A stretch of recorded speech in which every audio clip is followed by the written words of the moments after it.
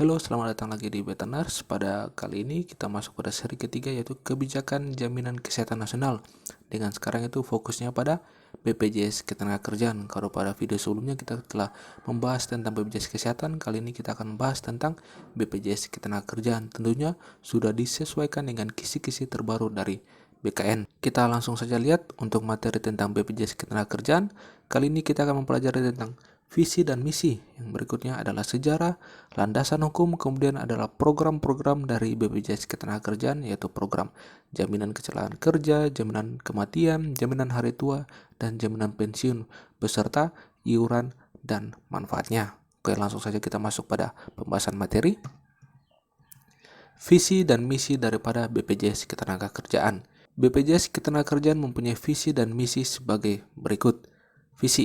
Visi BPJS Ketenagakerjaan adalah menjadi badan penyelenggara jaminan sosial kebanggaan bangsa yang amanah, bertata kelola baik, serta unggul dalam operasional dan pelayanan. Berikutnya kita akan lihat tentang misi dari BPJS Ketenagakerjaan. Yang pertama, yaitu melindungi seluruh pekerja dan keluarganya. Yang kedua, meningkatkan produktivitas dan daya saing pekerja. Dan yang ketiga, mendukung pembangunan dan kemandirian perekonomian nasional. Jadi ini adalah visi dan misi dari BPJS Ketenagakerjaan. Ya, berikut kita akan lihat tentang timeline daripada BPJS Ketenagakerjaan. Sejarah BPJS Ketenagakerjaan mengalami proses panjang mulai daripada tahun 1951, di mana pada tahun 1951 dikeluarkannya Undang-Undang Nomor 2 Tahun 1951 tentang kecelakaan kerja. Kemudian pada tahun 1952, Peraturan Menteri Perburuhan atau PMP nomor 48 tahun 1952 dan nomor 8 tahun 1956 dikeluarkan tentang pengaturan bantuan untuk usaha penyelenggaraan kesehatan buruh. Kemudian pada tahun 1957 dikeluarkan PMP nomor 15 tahun 1957 tentang pembentukan Yayasan Sosial Buruh. Berkembang lagi pada tahun 1964 dikeluarkannya PMP nomor 5 tahun 1964 tentang pembentukan Yayasan Dana Jaminan Sosial atau YDJS. Kemudian pada tahun 1969 dikeluarkannya Undang-Undang Nomor 14 tahun 1969 tentang pokok-pokok tenaga kerja. Tonggak sejarah penting jaminan sosial tenaga kerja terjadi pada tahun 1977.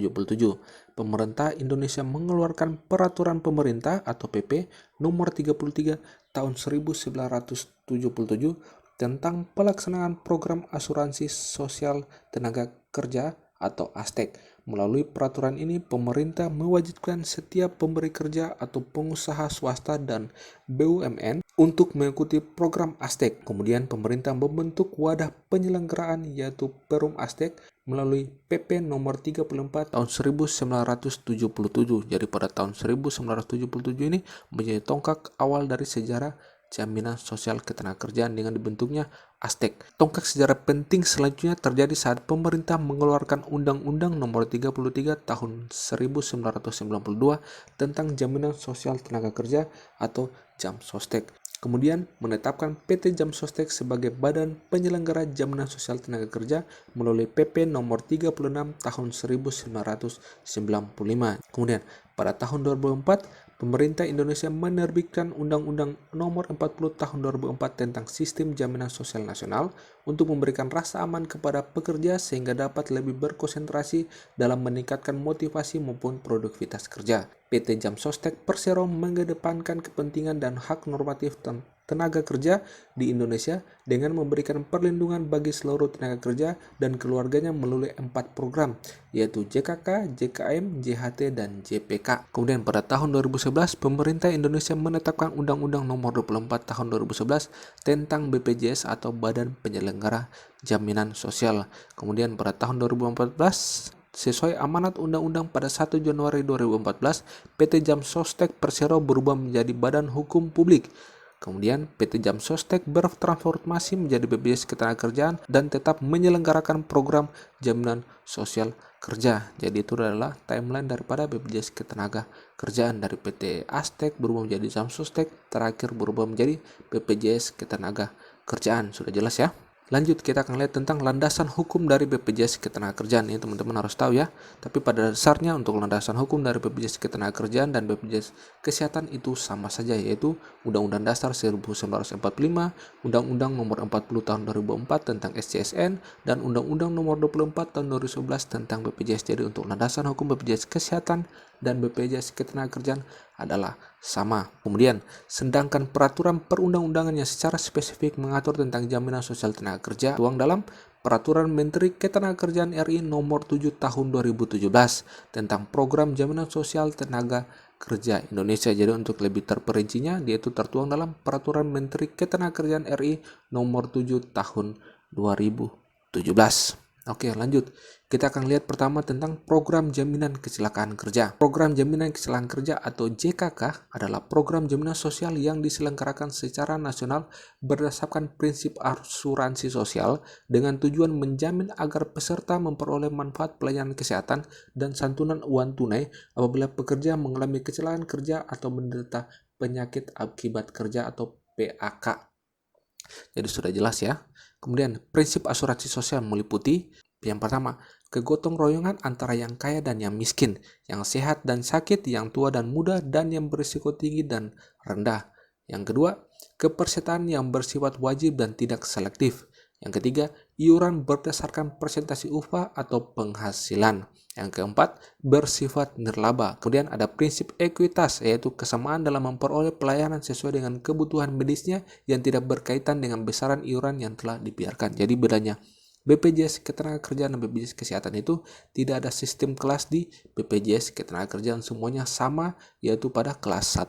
Lanjut, manfaat program dari jaminan kecelakaan kerja. Manfaat yang pertama yaitu pelayanan kesehatan yang meliputi pemeriksaan dasar dan penunjang, perawatan tingkat pertama dan lanjutan, rawat inap dengan ruang kelas setara dengan kelas 1 rumah sakit pemerintah, perawatan intensif ICU, ICCU, dan HCU, diagnostik, pengobatan dengan obat baik general maupun bermerek, pelayanan khusus alat kesehatan dan implan, jasa dokter dan operasi, transfusi darah, serta rehabilitasi medik. Kemudian ada manfaat santunan yang berbentuk uang, terdiri dari penggantian biaya pengangkutan peserta yang mengalami kecelakaan kerja atau penyakit akibat kerja, akan terdapat biaya pertolongan pertama pada kecelakaan dengan nilai angkutan darat atau sungai 1 juta, angkutan laut 1.500.000 dan angkutan udara 2.500.000. Jadi ada penggantian biaya pengangkutan. Kemudian santunan yang berikut, santunan sementara tidak mampu bekerja atau STMB dengan perincian penggantian sebagai berikut.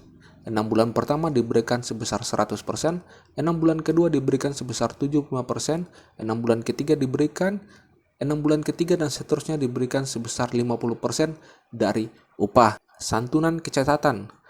Yang pertama, cacat sebagian anatomis sebesar persen sesuai tabel kali 80 kali upah sebulan. Kemudian cacat sebagian fungsi sama dengan persen berfungsinya kali persen sesuai tabel kali 80 kali upah sebulan. Kemudian cacat total tetap yaitu 70% kali 80 kali upah sebulan. Kemudian yang keempat ada santunan kematian dan biaya pemakaman. Santunan kematian sebesar 60% kali 80 kali upah sebulan sekurang-kurangnya sebesar jaminan kematian. Kemudian ada biaya pemakaman 3 juta. Kemudian ada santunan berkala selama 24 bulan yang dibayarkan sekaligus yaitu sebesar 4.800.000. Kemudian program berikut ada program kembali bekerja yang berupa pendampingan peserta yang mengalami kecelakaan kerja atau penyakit dari lingkungan kerja yang memiliki potensi kecacatan. Pendampingan mulai dari peserta masuk ke rumah sakit hingga peserta kembali bekerja. Manfaat yang keempat atau D, kegiatan promotif dan preventif untuk mendukung terwujudnya keselamatan dan kesehatan kerja sehingga dapat menurunkan angka kecelakaan kerja dan penyakit akibat kerja atau PAK. Yang kelima, ada rehabilitasi, merupakan alat bantu atau ortes dan alat ganti atau protes bagi peserta yang anggota badannya hilang atau tidak berfungsi.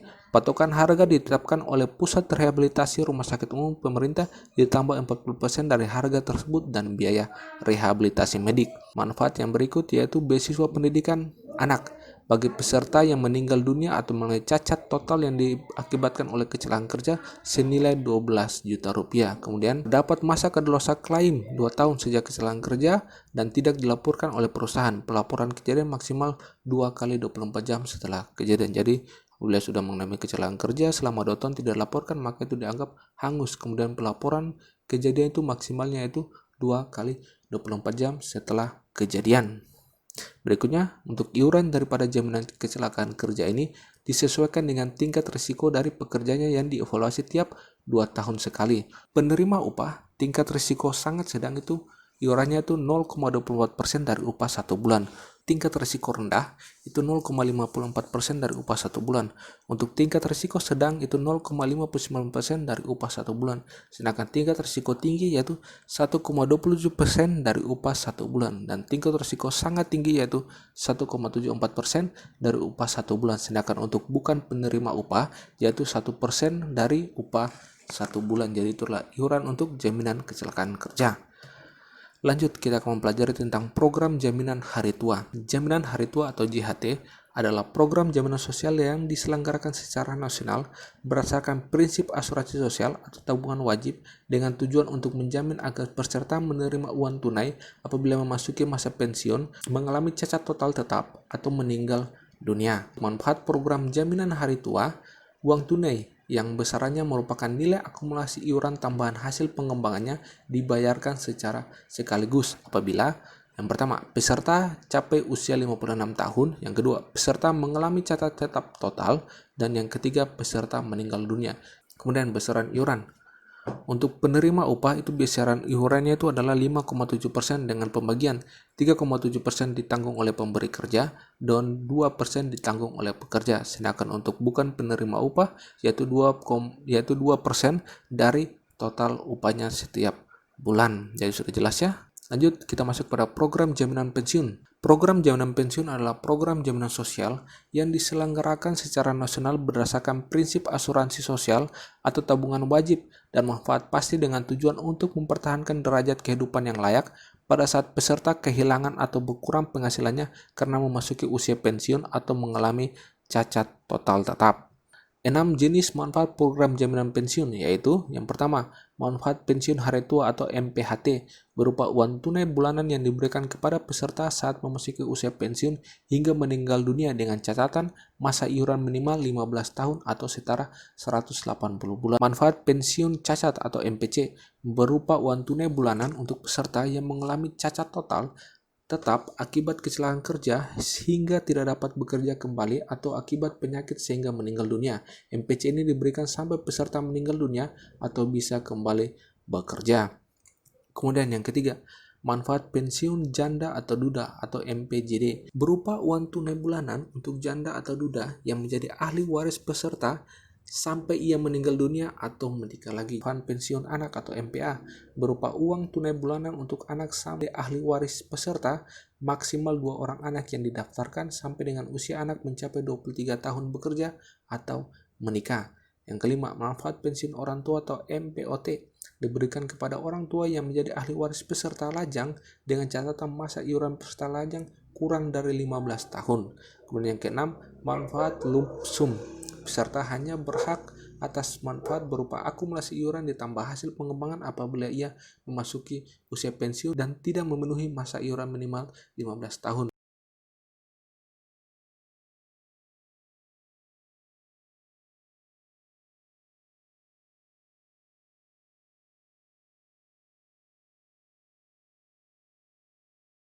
Sekarang yang terakhir, program jaminan kematian atau JKM adalah program jaminan sosial yang diselenggarakan secara nasional berdasarkan prinsip asuransi sosial dengan tujuan untuk memberikan santunan kematian yang dibayarkan kepada ahli waris peserta yang meninggal dunia. Ini prinsipnya sama ya, yaitu prinsip asuransi sosial dan prinsip ekuitas, jadi tidak perlu dibahas lagi. Secara keseluruhan, jumlah manfaat jaminan kematian yang diterima oleh ahli waris dari peserta adalah sebesar 36 juta dengan rincian sebagai berikut. Santunan sekaligus sebesar 16.200.000, kemudian ada santunan berkala selama 24 bulan yang dibayarkan sekaligus yaitu 4.800.000 dan biaya pemakaman sebesar 3 juta. Dan ada bantuan beasiswa bagi 1 orang anak dari peserta yang telah memasuki masa iuran minimal 5 tahun sebesar 12 juta. Kemudian untuk besaran iuran program jaminan kematian yaitu bagi penerima upah yaitu 0,3% dan bukan penerima upah yaitu 6.800.